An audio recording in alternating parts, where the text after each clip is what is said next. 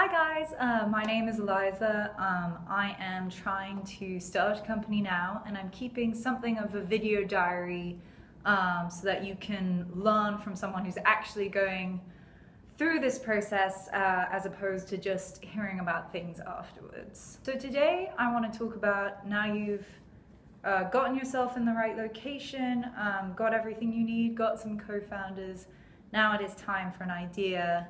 How on earth do you go about doing that? So today I'm going to talk about 3 tips for coming up with a killer new product idea. Number 1. All right, so I didn't really believe this until I was forced to do it for my coursework, but I would say that quantity almost beats quality. Now what I mean by this is that you have a great idea sitting somewhere in your brain, but you don't know whether it's going to be the 3rd idea you come up with or the 98th idea. So what you want to get in the habit of doing is just coming up with as many ideas as possible, you know. I tend to do this where if I've got 10 minutes before the next thing I have to do, you know, sitting in a waiting room, just use that time to come up with as many ideas as possible. So in 10 minutes, can I come up with 30 new product ideas?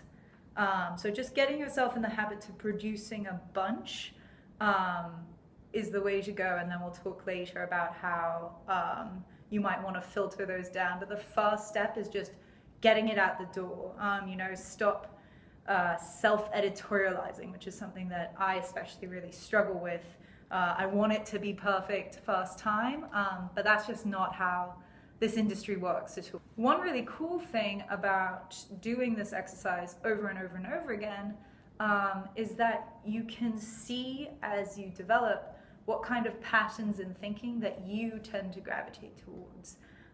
It's either a topic that you see that you're really passionate about, or sometimes it's a technology, or sometimes it's a way that you can approach problem solving. And so the 2 good, cool use cases for this is that if all of your ideas are about education, maybe you should consider researching the education field more and start to talk more to people in those fields because that's what you're passionate about. The other cool way I've seen this applied is, so I, for example, a lot of my ideas have to do with computer vision, which is a technology where the camera can tell what it's looking at.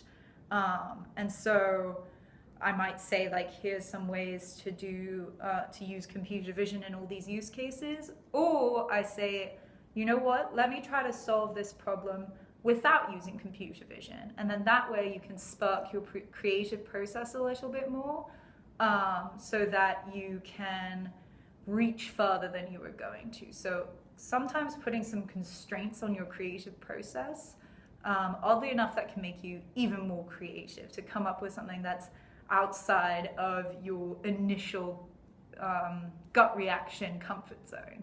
Number 2, it's very difficult to just be like, new ideas, go.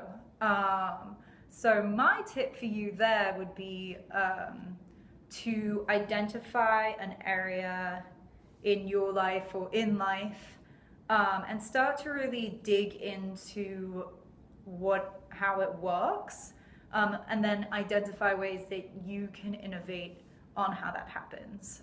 So for example, let's say you're going out to a bar with your friends. So step 1, you probably have to text your friends, and then you have to schedule time to meet, and then you have step 2 is you find the bar that you want to go to, and then step 3 is you arrive.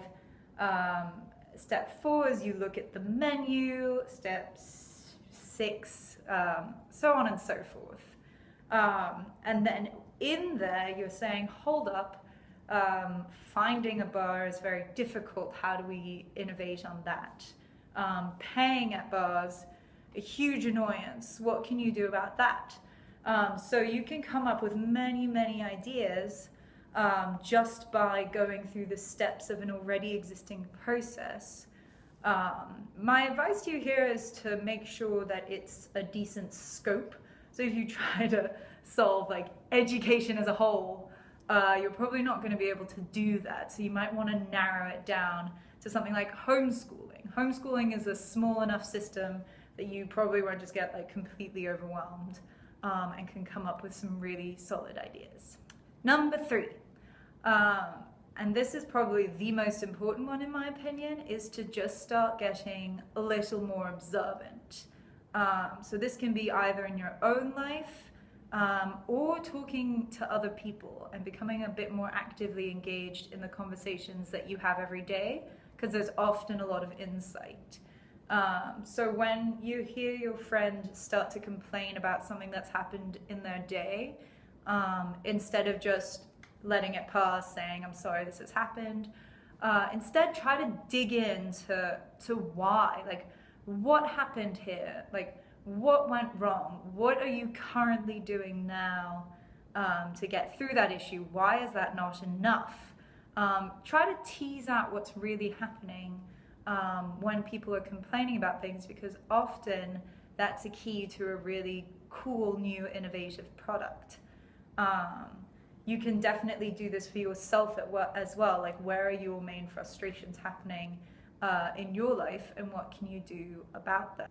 One thought about this is that it's really cool if you can talk to people who have very different life experiences to you, so you can get a fresh new perspective. So talk to your friend who's a teacher, or talk to your friend who's a doctor or a nurse. Talk to people who are in different industries, because leveraging both their experience plus your fresh new take on it could lead to something really, really interesting. All right, that's all I have for you guys today. Please say in the comments any tips that you have. Like, comment, subscribe, all of that stuff. And I'll see you later. All right, thanks.